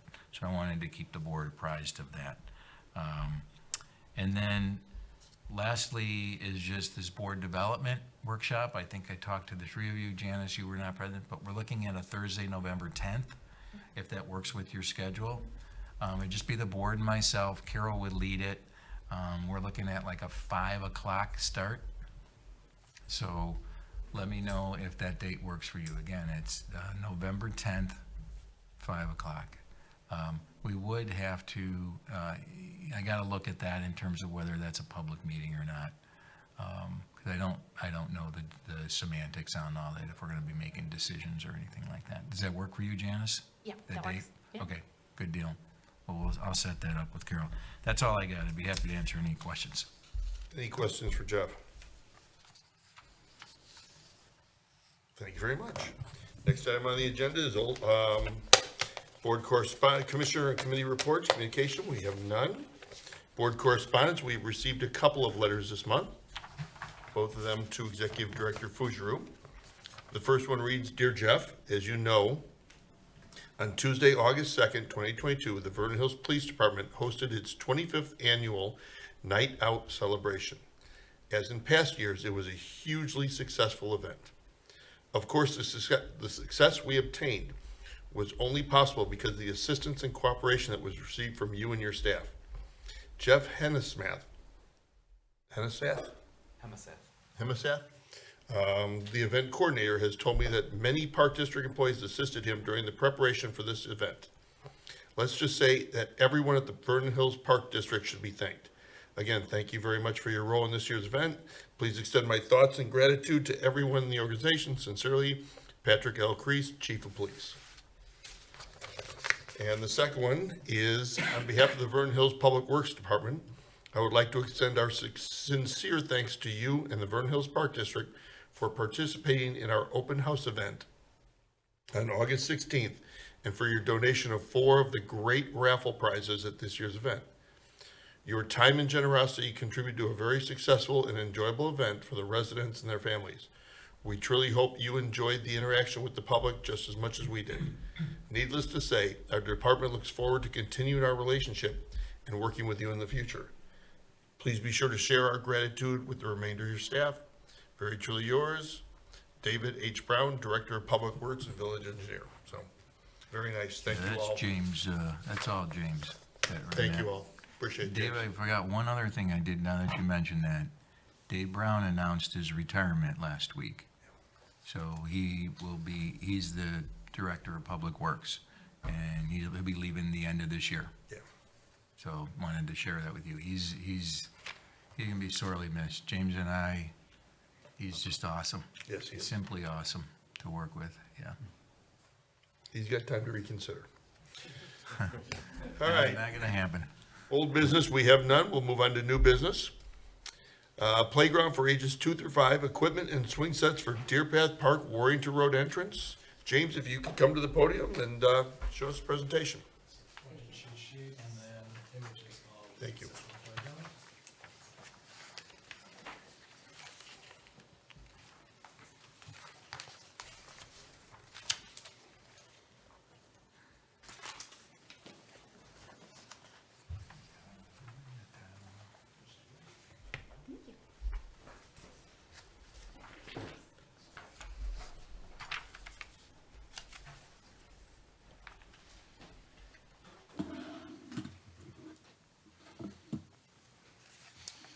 So just a quick overview, this is the Deer Path Park Playground at Warrington Road.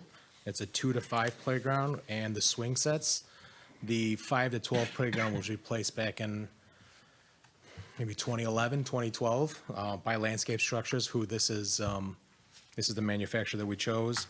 The swing sets are original, they're from 92. They're at their last legs.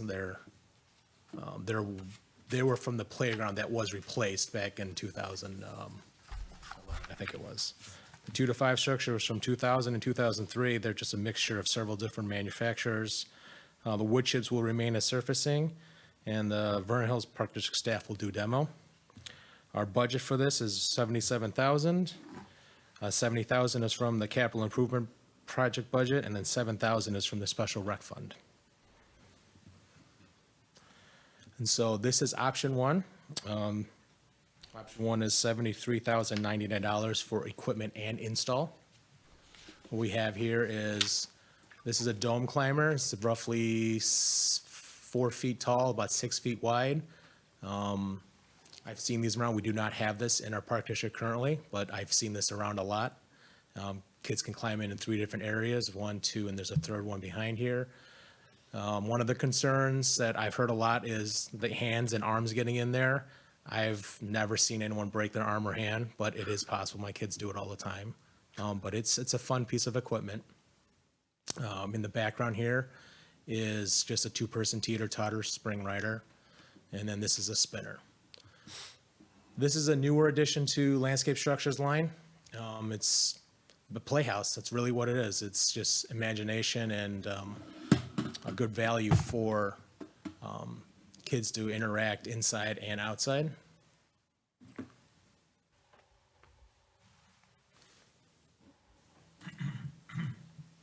You can scroll down. I can, you're right. That'd be better.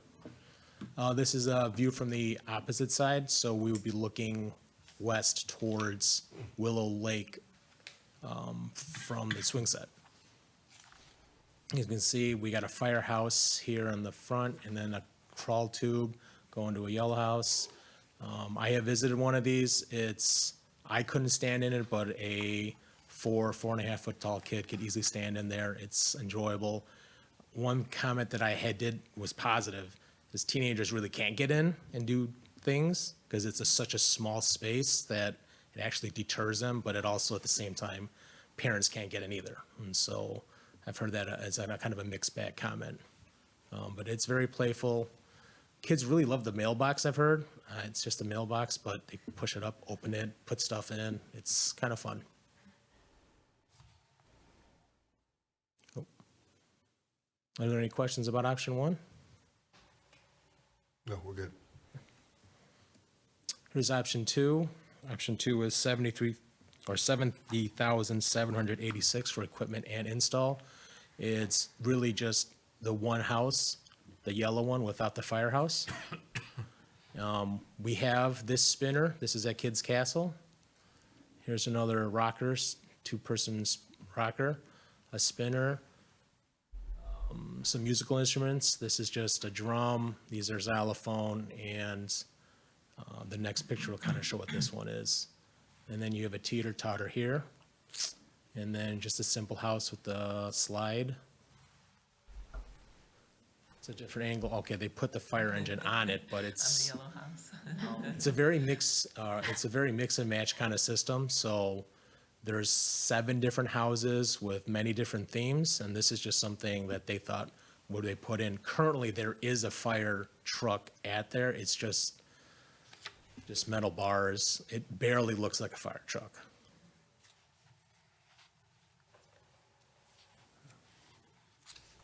No mailbox. We could always add that.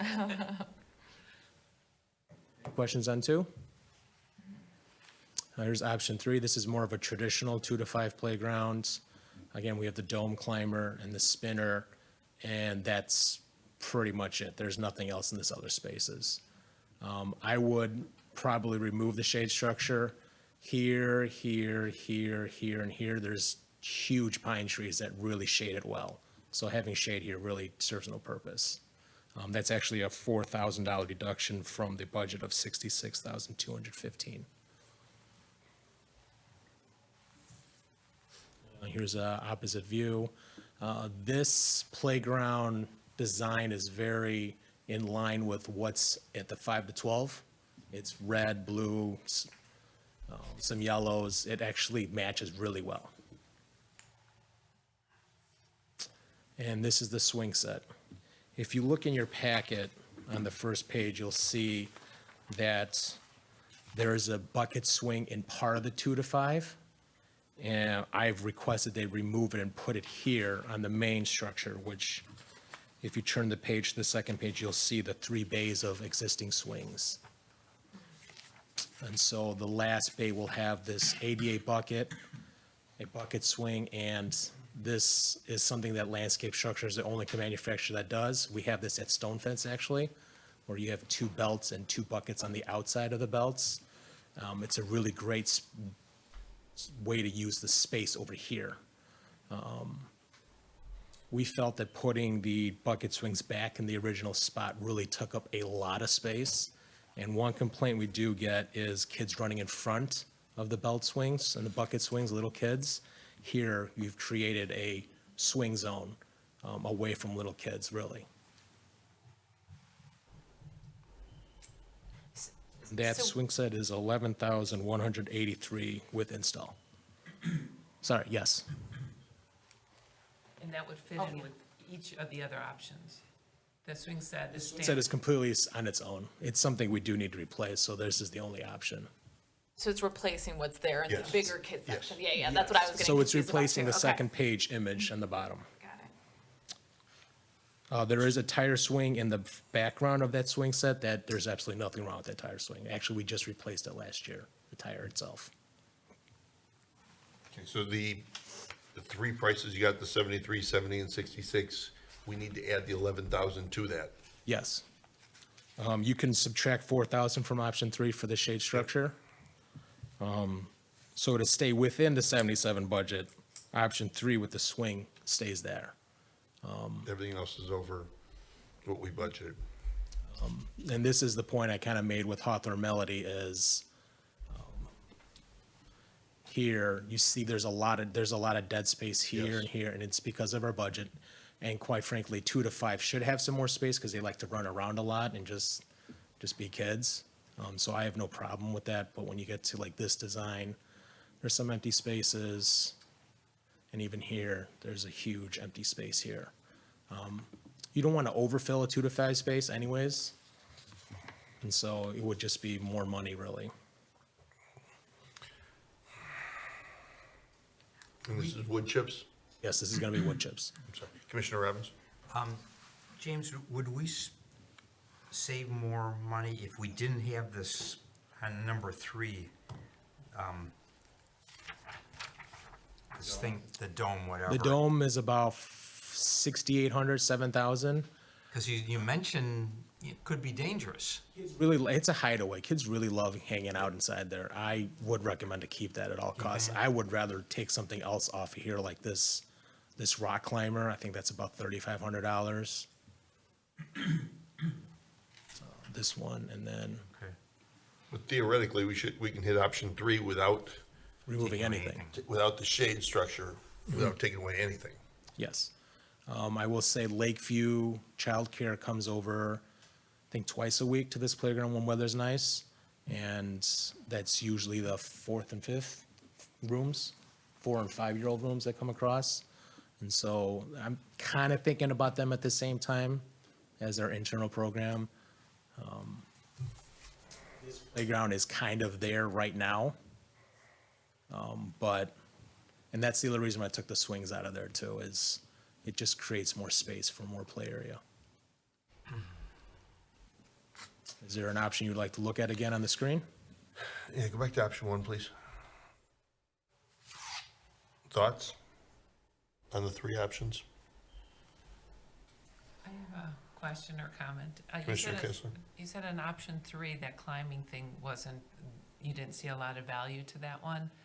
Is there? Oh, this? Yeah, given the price, and we have extra room, that, yes, we still want to have plenty of free room, but is there another piece of equipment we could put in replace of that, just not there, but to kind of fill up? Here in this corner? Yes, we can add, Like the music or something? rocker's not in that design. Well, but you have a rocker, don't you have a teeter-totter on the other one? Option 3? Option 3? No, it's Oh, just these no, 3 okay. things, yeah. Yeah, I mean, maybe a teeter-totter or to take that and Over put here. something else elsewhere. I can look into And that. then the other question I have is, do we do sandboxes anymore, and is that just? Well, really there is a sand play area here. Yes, I You don't, okay. didn't make an image, but it's a significant sandbox. with Okay. with a table. Right, Here. the dig tool. Yeah. All right, I think sandboxes are nice. So that's great. Thoughts? Well, I would like option 3 if you took away that climber and added another piece, on the playground so the kids could run around run around instead of all congregating in one space. So we're already positive 4,000 because of this shade structure. So we don't have to get rid of anything. We could add $4,000 worth of equipment. But maybe there's something nicer. I guess I would be curious what else we could get in replace of that if it's not as, You said that's how much? Which one? That little climbing thing? How much are the music things in the other option, the second option? You know? Xylophone and the drum. The drum is probably like $400 or $500. These are really inexpensive. This one's probably closer to $3,500, $4,200. Yeah, these standalones, and they don't take up safety zone space technically, so you can line this whole perimeter with, I mean, not that we would, but you could. what about the one here in the corner? The spinner? The spinner, no, the big spinner with 3 people. What is it called? It's a sway spinner. Is that, that's probably really expensive. We have one of those at, Castle has one. Hawthorne Club has one. It's a different manufacturer. They're probably, with install, it might be close to 10. And now you do need, Saving the 4 and taking away the 2 thing where we could get something bigger there. this spinner safety zone is probably this big. It probably hits this curb ever so slightly. Right. It's 2 times the diameter, Right. roughly. So to fit that on option 3, I mean, we would have to remove this spinner, and then, yes, you could put it in lieu of this You spinner could here. not remove that spinner, move that spinner over up This top. up here, yes. Yeah. And this would be a good spot for that. That spinner, though, you need some significant strength to push that. Yep. Oh, okay, It's so not- it's not appropriate for this area, maybe. parents Could do it. Parents Yeah. go out and they push them. Okay. That's what Okay. they do at Kids Castle. I'm just, I'll push you. It's okay. thank you.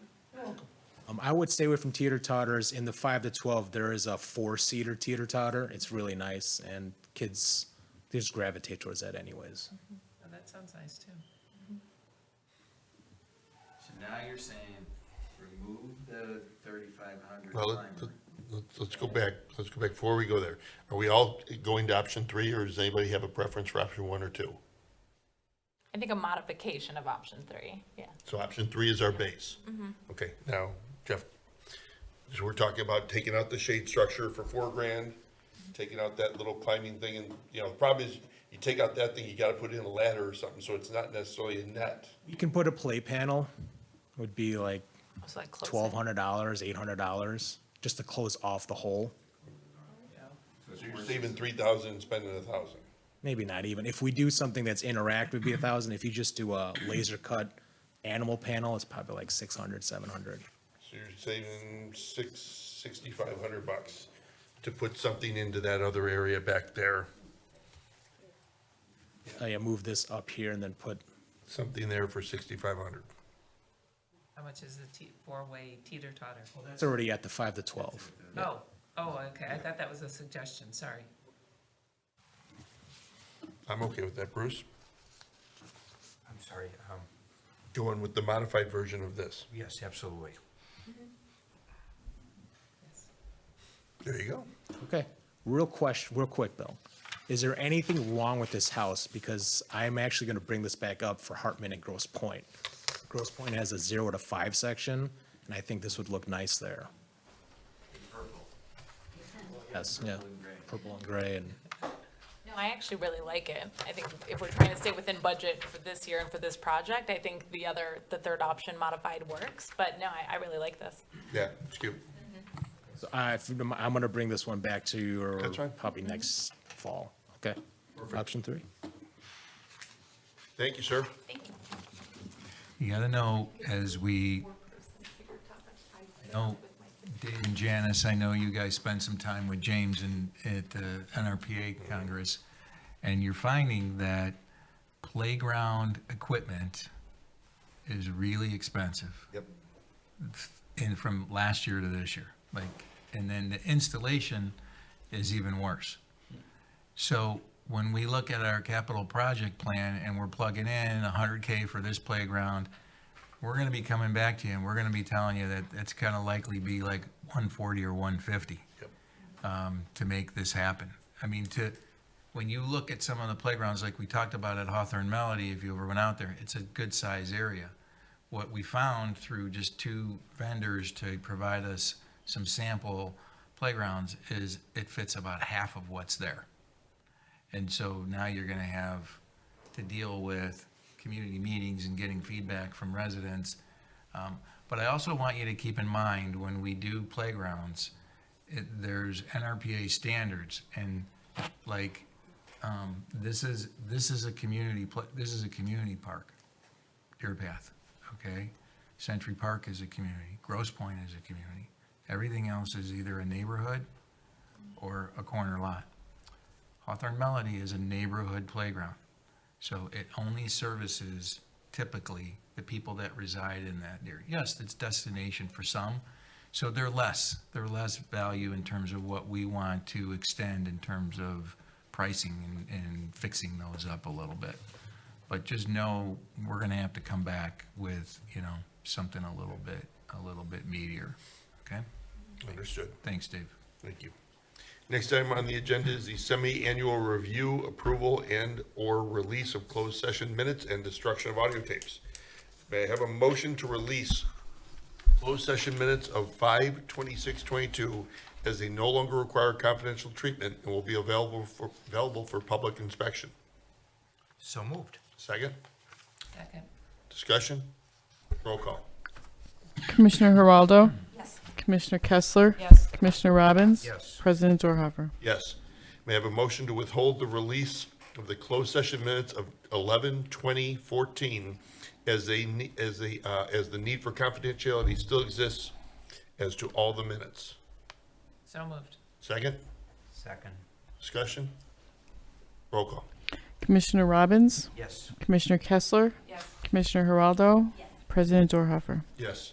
May I have a motion to destroy the audio tapes from the closed session held on 1/28/21, having been determined by the board that appropriate minutes were recorded as approved, and the written minutes meet the requirements of the Open Meetings Act, and at least 18 months have passed since the meeting was held? So moved. Second? Second. Discussion? Roll call. Commissioner Kessler. Yes. Commissioner Geraldo. Yes. Commissioner Robbins. President Dorhofer. Yes. Last item on the agenda, Commissioner comments. Commissioner Robbins. Nothing this evening. Commissioner Geraldo. Nothing at this time. Commissioner Kessler. I just wanted to thank all the affiliates that came in and presented, and really for all the work they do is very much appreciated. So thank you to all of them. And for myself, I echo Commissioner Kessler's comments on the affiliates, and I wanted to thank staff for a great trip to Phoenix. You guys were phenomenal. The sessions you went to, the outside excursions, you guys were fantastic. Appreciate the effort you put in, and thank you for all you do. With that, could I have a motion to adjourn? So moved. Second? Second. Roll call, please. Commissioner Kessler. Yes. Commissioner Robbins. Yes. Commissioner Geraldo. Yes. President Dorhofer. Yes. We are adjourned.